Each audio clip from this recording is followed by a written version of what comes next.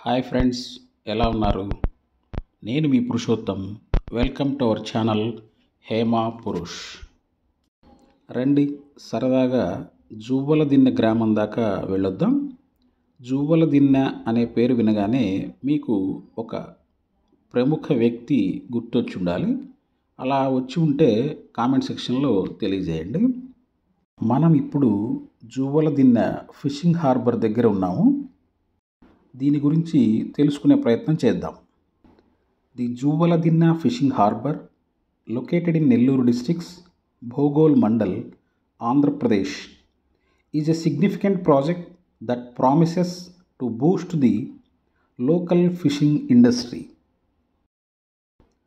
The harbour was constructed at a cost of 288.80 crore with the state government funding rupees 150.51 crore. The harbour spans 76.89 acres and features a cold storage, auction rooms, retail shopping places and 48 other structures. It has a docking facility to accommodate 1,260 boats.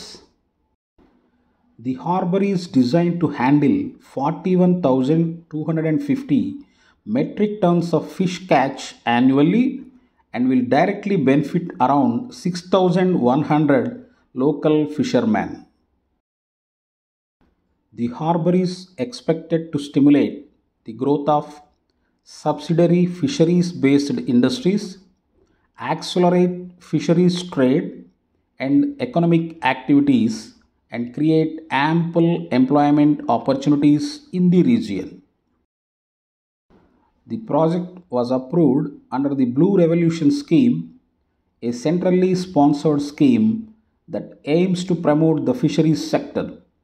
The harbour's construction was completed within 4 years, showcasing effective coordination between the central and state governments. Advanced technology such as weather warning systems, fish availability information, and digital displays to fish marketing and pricing. This Juvvaladinne harbour addresses challenges faced by local fishermen following the development of Krishnapatnam port in 2008. It is expected to enhance the livelihoods of fishermen and contribute to the local economy.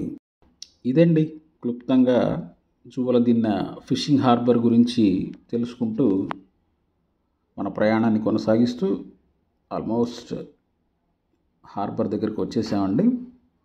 ఇంకా ఆ తీర ప్రాంత అందాలని ఆస్వాదించండి.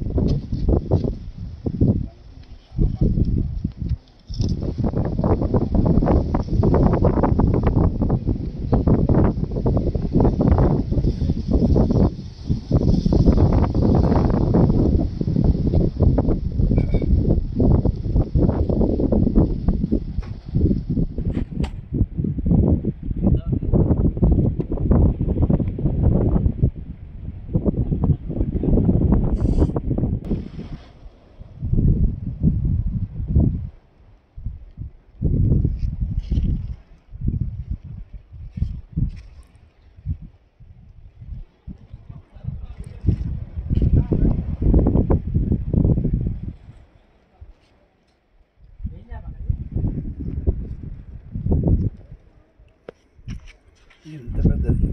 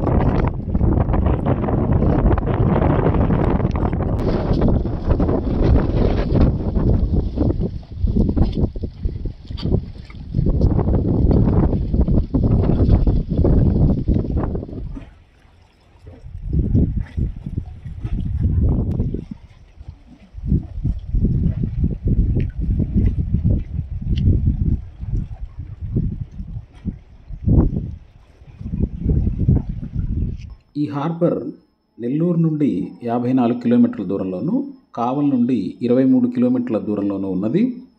మీరు కూడా వీలు చేసుకొని ఈ ప్రాంతాన్ని సందర్శించడానికి ప్రయత్నించండి.